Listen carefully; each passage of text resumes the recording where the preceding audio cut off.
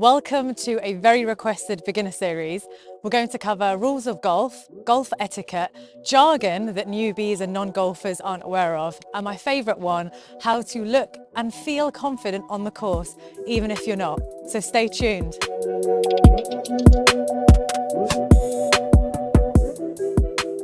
The aim of the game is to get this ball into this hole, but it's the only sport in the world where the lowest score wins. By that, I mean that you have to get the ball into the hole in the least number of strokes possible. And you can't use your hands, you can't use your feet, you can't kick it, you can't pick it up.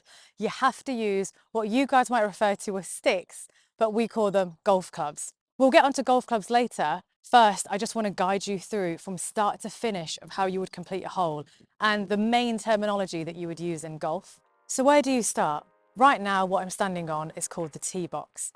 This is where you will start and play your first shot, and then you end up on the green where the hole is.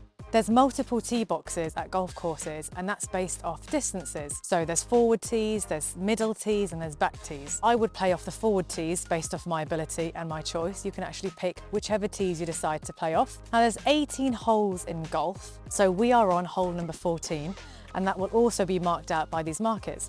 You'll have these markers at every single tee box, and you'll have the number of the hole on it, and you'll have the distance of how far the hole is from the tee box. So each hole has a par, and par is the number of strokes you're supposed to take to get the ball into the hole.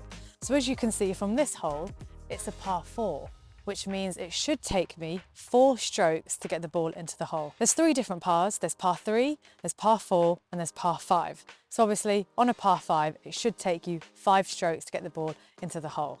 When you're beginning golf, do not expect to get the ball into the hole in the correct par. Par 3s will always be the shorter holes, and par 5 subsequently will be the longer holes. At each tee box, you'll also see 2 more markers with colours on like this, and you must tee the ball up in between the 2 markers and behind the markers. Why is it called a tee box? So on the first stroke of every hole, you're actually allowed to tee the ball up slightly off the ground, so you have a much better chance of a clean strike. And back in the day, they didn't have little wooden tees. They used to use wet sand and make like a little mound to sit the ball up and tee the ball up on top of that. And the wet sand used to be in a box, hence why it's called tee box. Today, we have these wooden things called tees.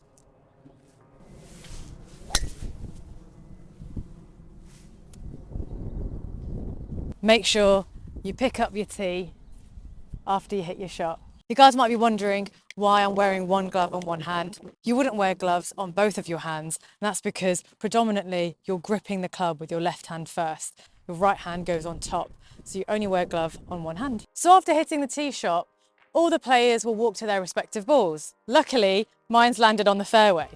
Now the fairway is what we call the middle ground between the tee box and the green. That's what you're aiming for. However, not always are you going to land on the fairway. So you should be penalised for hitting a bad shot, right? That's what we call either side of the fairway, the semi-rough. The semi-rough is where the grass is cut a little bit higher than the fairway. And then beside that is the thick stuff, the rough, which is even longer than the semi-rough. And the reason is, it's just going to be a lot harder to get your ball out of the rough and back into play. That's why aim for the fairway. Along your journey of getting to the green, there might be some lovely obstacles in your way, such as this bunker. So bunkers are huge holes in the ground full of sand, and it is much harder to get your ball and strike it out of the sand. So that's why this is what golfers call trouble, and we want to stay out of the trouble. There also might be streams, lakes, ponds, or masses of water, just like behind me, that you want to keep your ball away from, because of course that means taking a penalty drop, and we'll get into that later. The flag or the pin, interchangeable words that mean the same thing, will sit on what we call the green. Now the green is this part, the most manicured part of the golf course. It's where the grass is at its shortest, and that's because you only use your putter to literally roll the ball into the hole. So you don't use your wedges, you don't use any of the other clubs. But right now, to finish off the hole, I'm going to make what we call a putt. And that's a hole complete. So you should make a note of how many strokes it takes you to get your ball into the hole. It will come down, I promise. On a par 4, if it takes you 5 strokes to get your ball into the hole, that's what we call a bogey, 1 over par. If you're 2 over par, which would be 6 strokes on a par 4, that's called a double bogey. And if you're 3 over par, that would be 7 strokes on a par 4, that's called a triple bogey. We don't count the ones after that. Now, if it takes you 3 strokes on a par 4 to get your ball into the hole, that's 1 under par, that's called a birdie. And if it's 2 under par, that's called an eagle. And if it's 3 under par, if you're lucky, that's called an albatross. And on a par 4, that would be a hole in one. So this right here, guys, is called a golf bag. Inside your golf bag, you're allowed to have a maximum of 14 clubs in your bag. So as you guys can see, I haven't actually got 14 clubs. However, I've been playing golf for about 1.5 years now, so you don't need to get every single club. Some of you may have a question of why 14 clubs?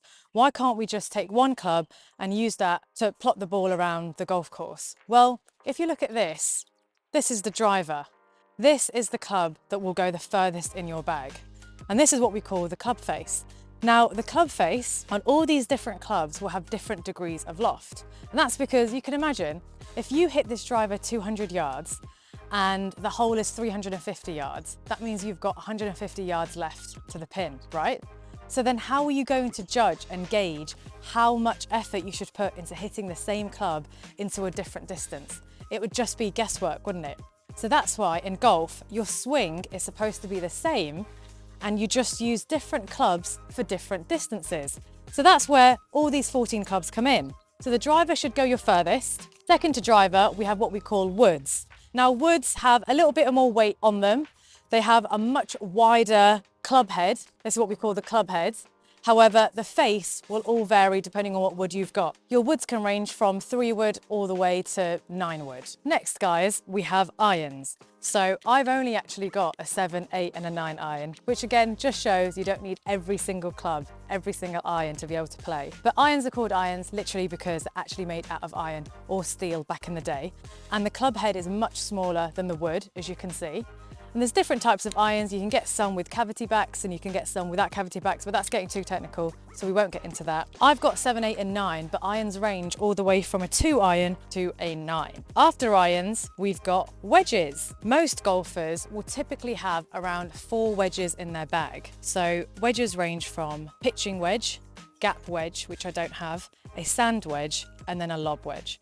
And again, all these mean that there's different types of loft on the club, and the more loft you have on a club, the higher the ball is going to pop up in the air, which means the shorter the distance. So wedges are used to chip around the green. Last but not least, we have the lovely putter. So this obviously is an absolute must in your bag because you can only use a putter on the green. So you've got to get a putter if you want to practice your putting and you actually want to finish the hole. I recommend starting off with a pitching wedge or a 9 iron. You can easily get them off eBay, secondhand or secondhand golf shops will actually take you to one. But a putter, a wedge or a 9 iron, and some form of wood. So obviously I would go with wood number 1, which is your driver. So at least you get the hang of using the longest club in your bag. Now you might be thinking, how do I start golf? So you've got 2 options. Number 1 is the rogue option, which is go to a driving range. Most driving ranges do have clubs that you can hire, so you don't actually need any clubs with you. Go to the counter, ask for a basket, so you buy a basket of balls, you go to a bay by yourself, and you can just hit balls. Or option 2, which is what I recommend, is you actually book a lesson, because most likely your lesson is going to be in a driving range anyway. So you'll become familiar with the range, you'll know what to say to the counter, you can hire your clubs, your coach will tell you what to work on, and you actually have some sort of direction to start. Again, you don't need to buy any clubs, you don't need to buy anything, you can rock up literally just by yourself, just wear some trainers. If you like this video and this video has helped you, please don't forget to hit the subscribe button, please hit the like button, and comment if I've missed anything else out, because I have missed a lot. There's going to be more videos where I explain what sort of clubs you should go for, what golf etiquette is, how to actually behave on the golf course, and like I said, my favorite one, how to look and feel confident on the course even if you're not. So comment whatever questions you have and I can make a specific video just for you. I have tried to simplify how to start golf and what golf is, but believe me guys, you'll learn so much more when you actually hit the driving range and start practicing. It will all just become so much more normal. So whether you decide to go rogue or you decide to actually take a lesson, get involved.